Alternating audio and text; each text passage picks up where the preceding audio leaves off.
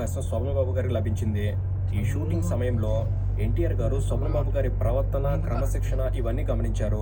దాంతో cinema shooting చివరి రోజు ఎన్టీఆర్ గారు శోభన్ బాబు గారిని పిలిపించి నెక్స్ట్ ఏంటి బ్రదర్ అని అడిగితే శోభన్ బాబు గారు ఇంకా అవకాశాలు లేవు, మళ్ళీ అవకాశాలు వెతుక్కోవాల్సిందే అని చెప్పారు. దాంతో ఎన్టీఆర్ గారు నటించబోయే భీష్మ సినిమా గురించి చెప్పి రేపు లొకేషన్కి రండి బ్రదర్ అని చెప్పారు. ఎన్టీఆర్ గారు పిలిచిందే తడవుగా శోభన్ బాబు గారు మరుసటి రోజు భీష్మ షూటింగ్ లొకేషన్కి వెళ్ళారు. అక్కడ Bhishma cinema director B A Subbarao గారికి శోభన్ బాబు గారిని చూపించి ఏదైనా పాత్ర ఉంటే చెప్పమని రికమెండ్ చేశారు. శోభన్ బాబు గారు సుబ్బారావు గారికి నచ్చారు. దాంతో భీష్మ సినిమాలో శోభన్ బాబు గారికి అర్జునుడిగా నటించే అవకాశం లభించింది. ఆ తర్వాత కూడా పెద్దగా అవకాశం రాలేదు. సినిమా అవకాశం కోసం చూస్తున్న కొందరు తెలుగు వాళ్ళు పరిచయం అయ్యారు. అలా పరిచయమైన వారిలో హీరో కృష్ణ గారు, మురళీ మోహన్ గారు, కృష్ణం రాజు గారు, చక్రపాణి గారు ఇలా చాలా మంది మహామహులే ఉన్నారు. వీరంతా మొదట్లో సినిమా అవకాశాల కోసం స్టూడియో చుట్టూ తిరిగిన వారే. సోమబాబు గారితో పాటే వీరంతా ఖాళీ సమయంలో మీటింగ్లు పెట్టుకుని సినిమా అవకాశాలు ఎక్కడ ఉన్నాయో తెలుసుకునేవారు. అలాంటి సమయంలో Bhishma cinema director B A Subbarao garu Sobhan బాబు గారిని హీరోగా పెట్టి పార్వతీ పరమేశ్వరుడు అనే సినిమా మొదలుపెట్టారు. కానీ వారం రోజులకే సినిమా షూటింగ్ ఆగిపోయింది. ఆ తర్వాత ఆనిముత్యం అనే సినిమాలో హీరోగా అవకాశం లభించింది. ఆ సినిమా కూడా షూటింగ్ మొదలైన కొన్ని రోజుల్లోనే ఆగిపోయింది. ఇలా హీరోగా అవకాశం వచ్చిన కొన్ని సినిమాలు షూటింగ్ మొదలవడం, కొన్ని రోజులు ఆగిపోవడం జరిగాయి. అవకాశాలు లేకపోవడం వల్ల ఆర్థిక ఇబ్బందులు మరీ ఎక్కువయ్యాయి. దాంతో తన లా చదువు మధ్యలో ఆపేసి వచ్చింది. ఇలా ఆర్థిక ఇబ్బందులు వెంటాడుతున్న సమయంలో శోభన్ బాబు గారి దంపతులకు ఒక పాప జన్మించింది. దాంతో ఆర్థిక ఇబ్బందులు తట్టుకోలేక చెన్నైలో నాటకాల్లో కూడా నటించారు. సహజంగా సినిమా నటుడు తిరిగి నాటకాల్లో నటించడం కాస్త ఇబ్బందిగా అనిపిస్తుంది. కానీ శోభన్ బాబు గారు మాత్రం ఇబ్బందులను లెక్క చేయలేదు. ఒకానొక సమయంలో శోభన్ బాబు గారు ఇంటి అద్దె చెల్లించలేని పరిస్థితి ఎదుర్కొన్నారు. తినడానికి తిండి లేక పిల్లలకు మాత్రం వండి పెట్టి భార్యతో సహా శోభన్ బాబు గారు పస్తులున్న సందర్భాలు చాలా ఉన్నాయి. నాటకాల్లో నటిస్తూనే సినిమా అవకాశాలు వెతుకున్నారు. సినిమాల్లో హీరో అవుదామని కలల కన్న శోభన్ బాబు గారు సైడ్ క్యారెక్టర్స్ చేయడానికి కూడా రాజీపడ్డారు. ఆ సమయంలో లవకుశ, ఇరుగు పొరుగు, సోమవారం, వ్రతమహత్యం ఇలాంటి సినిమాల్లో చాలా చిన్న చిన్న పాత్రలు లభించాయి. కేవలం 1-2 రోజులు మాత్రమే షూటింగ్ ఉండేది. రెమ్యునరేషన్ కూడా చాలా తక్కువగా ఇచ్చేవారు. అయినప్పటికీ అలాంటి పాత్రలకు అంగీకరించారు. ఆ తర్వాత 1962లో నాగేశ్వరరావు గారు హీరోగా నటించిన చదువుకున్న అమ్మాయిలు సినిమాలో మంచి పాత్ర లభించింది. ఆ సినిమా తర్వాత కూడా సినిమా అవకాశాలు రాలేదు. అయితే తన భార్య గుంటూరులో ధనవంతుల కుటుంబానికి చెందిన అమ్మాయి. అలాంటి అమ్మాయిని ఆర్థిక ఇబ్బందుల్లో పెట్టి బాధ పెడుతున్నట్లుగా శోభన్ బాబు గారు భావించారు. అదీ కాక ఆయన పిల్లల చదువులు, వారి భవిష్యత్ అన్నిటి గురించి ఆలోచించి తిరిగి వాళ్ళ సొంతూరు వెళ్ళిపోవాలని అనుకున్నారు. ఆ విషయాన్ని భార్యతో కూడా చర్చించి నిర్ణయం తీసుకున్నారు. ఇక తెల్లారితే ఊరు వెళ్తారు అన్న సమయంలో రాత్రి 11 గంటలకు ఒక వ్యక్తి శోభన్ బాబు గారి తలుపు తట్టి నర్తనశాల అనే సినిమా తీస్తున్నాము, దానిలో మీకు పాత్ర ఉంది, డైరెక్టర్ కమలాకర్ కామేశ్వరరావు గారు ఉదయాన్నే మిమ్మల్ని ఆఫీస్కు రమ్మన్నారని చెప్పి వెళ్ళాడు. ఉదయాన్నే ఊరెళ్ళిపోదాం అనుకున్న సమయంలో తలుపు తట్టిన అవకాశం అది.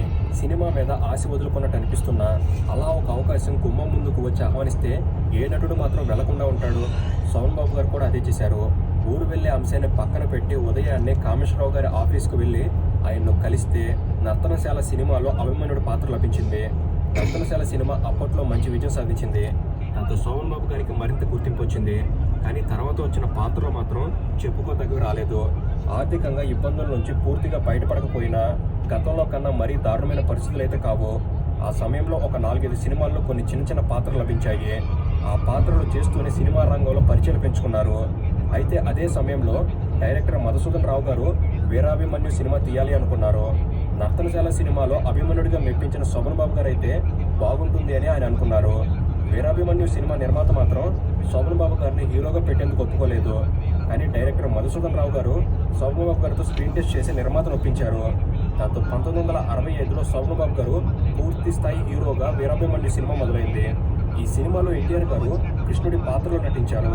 కానీ సినిమా కథ అభిమన్యుడి మీద ఆధారపడిన కథ కావడంతో శోభన్ బాబు గారే ఈ సినిమాలో హీరో. వీరాభిమన్యు సినిమా పూర్తిగా మైథలాజికల్ జోనర్ సినిమా కావడంతో పెద్ద పెద్ద పద్యాలు, పెద్ద పెద్ద డైలాగులు ఉండేవి. షూటింగ్ సమయంలో ఆ పద్యాలు పాడలేక ఆ భారీ డైలాగులు చెప్పలేకపోయారు. 1965 ఆగస్టులో వీరాభిమన్యు సినిమా విడుదలై మంచి విజయం సాధించింది. వీరాభిమన్యు సినిమా హిట్ అయింది, కానీ ఆ విజయానికి తగ్గ అవకాశాలు మాత్రం రాలేదు.